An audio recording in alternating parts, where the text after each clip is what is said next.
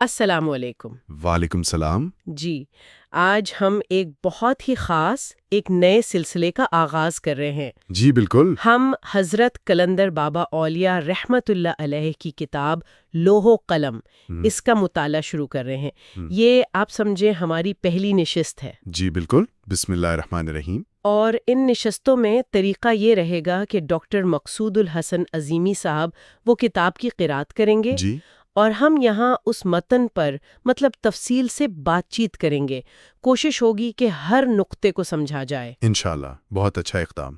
تو آج چونکہ پہلی نشست ہے، ہم کتاب کے بالکل شروع کے حصے کو دیکھ رہے ہیں، یعنی اس کا انتصاب اور پیش لفظ۔ جی ہاں، آئیے اسی پر بات کرتے ہیں کہ ان میں کیا خاص بات ہے۔ یقیناً یہ کتاب جیسا آپ نے فرمایا بہت اہم ہے، اور اس کا مطالعہ شروع کرنا بھی ایک اہم قدم ہے۔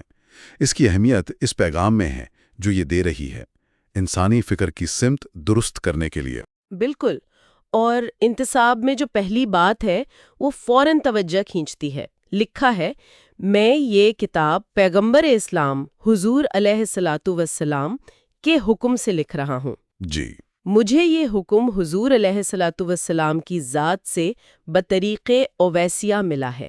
اب یہاں دو باتیں ہیں میرے خیال میں، ایک تو یہ حکم کی ضرورت کیوں، اور دوسرا یہ بطریق اویسیہ، یہ کیا ہے؟ یہ تو کوئی عام سی بات نہیں لگتی۔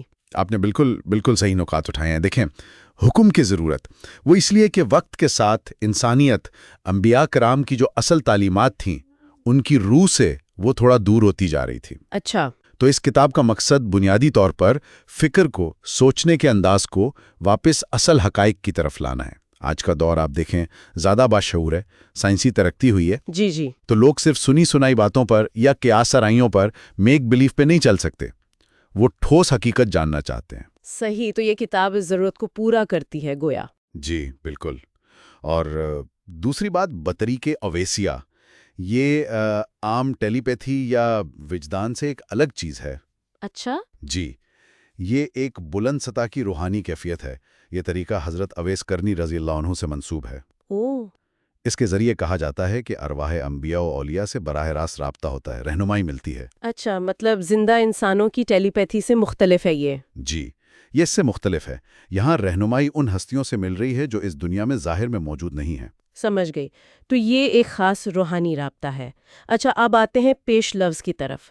وہ خواجہ شمس الدین عظیمی صاحب کا تحریر کردہ ہے۔ جی، اس میں بھی شروع میں ایک فارسی شعر ہے اور پھر حضرت قلندر بابا اولیاء رحمت اللہ علیہ کے لیے کچھ القابات استعمال ہوئے ہیں۔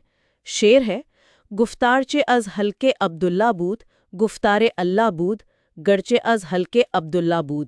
جی ہاں، اگرچہ بات بندے کے حلق سے نکل رہی ہے، حقیقت میں اللہ کی بات ہے۔ بالکل۔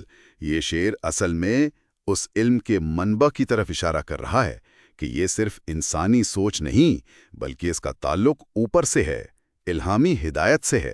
صحیح، اور پھر یہ القابات ہے، حامل علم لدنی، جی، واقف اسرار کن فیکون۔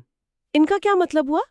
علم لدنی وہ علم ہے جو اللہ تعالیٰ براہ راست عطا کرتا ہے، بغیر کسی ظاہری واسطے کے۔ اچھا، اور واقف اسرار کن فیکون یعنی وہ ہستی جو کائنات کیسے بنی، کن فیکون کے جو راز ہیں ان سے واقف ہو۔ بہت خوب۔ تو یہ القابات اصل میں مصنف کے روحانی مقام کو ظاہر کر رہے ہیں، اور یہ بھی بتا رہے ہیں کہ کتاب میں کس قسم کا علم ہے۔